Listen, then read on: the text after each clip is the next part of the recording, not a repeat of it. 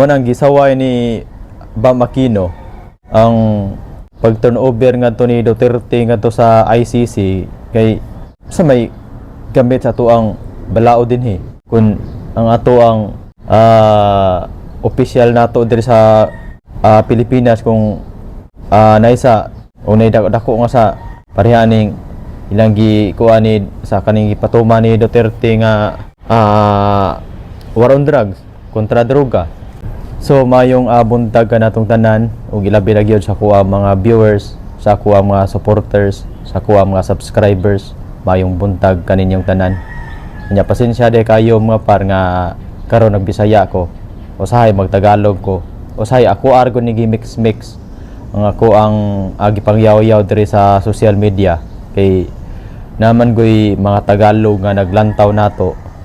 na yung mga Tagalog nga nagsuporta sa tuwa mo nang usahay magtagalog ta. Way problema ani yung mga Bisaya doson kaning Bisaya at Mindanao kay bawo man na sila nga makasabot man na sila sa atong gipang istorya kay ang mga Bisaya utukan man ni ang mga Bisaya kay makasabot man ni Tagalog, English, Bisaya makasabot naman. Unya sa dili pa ta magsugod sa tuang video reaction, palihog ko og subscribe nga pa sa kuang YouTube channel para ma-update sad ka pirmi sa kuang mga i-upload nga mga video reaction diri. So karon mga par si Senador Bam Aquino, iyang gisaway ang padakop ni Duterte, iyang gisaway ang pag-turnover ngadto ni Duterte ngadto sa dahig.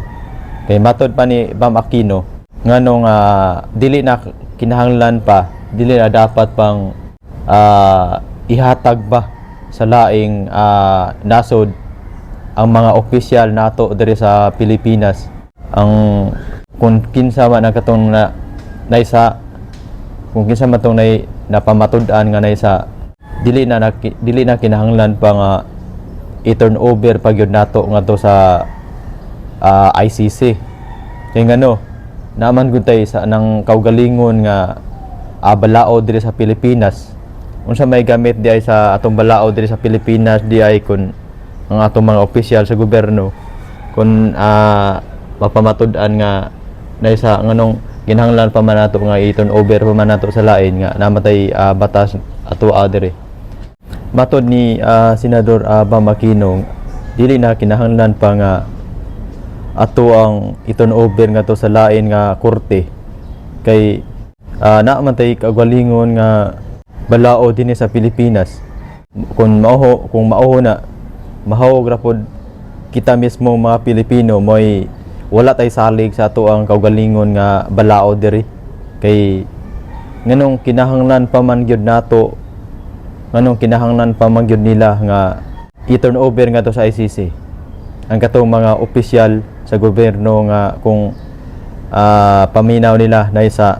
pwede man na to usayon din sa ato agod sa dinhi sa Pilipinas kinaman tay kaugalingon nga balaod ang katong pagpadakop nila ni Duterte bagyod dili pagyud to illegal pagyud to kay walay klaro nga warrant of arrest kay pagdakop nila ni Duterte si Duterte ilarang gibasahan sa cellphone walay proper bitaw nga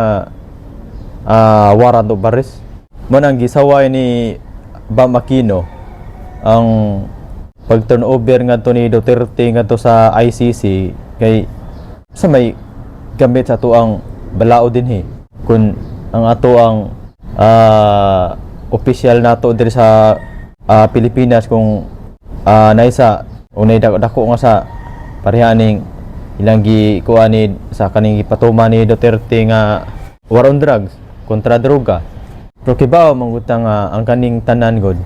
usara ni ka pamulitika usara ka pagpanggukod sa pamilyang Duterte kay ngano nang lagot mangud sila sa ni kanhi Duterte god kay daghan kayo nga naligsan si Duterte nga mga nasa gobyerno nga naay mga illegal nga kalihukan mo na nga lagot kay sila ni Duterte mo na nga gusto mo na nga ilaging gipangitaan og paagi nga si Duterte mahatag yun nila nga to sa ICC. Unya katong pag turnover nila nga to sa ni Duterte nga to sa ICC ay ako ina nga wala to sila mo gamit og kwarta sa Pilipinas. Ay kog ina nga ang ICC may gasto ato para ilang kuhaon si Duterte. Pier to sa mga tao sa Pilipinas ang ilang paggasto ngadto, ilang pag travel ngadto. Nya kanang kuan karon nagiingon nila nga nako noy bag-o nga mga testigo nga mo barog ngadto inig hearing ni Duterte karong Pitsa 23. Asa man sila makuha og gasto ana, asa man sila makuha og budget ana.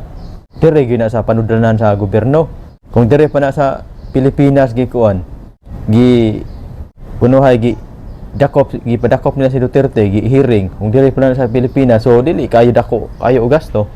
Mo na nga daghan kayo nakasaway sa administrasyon karon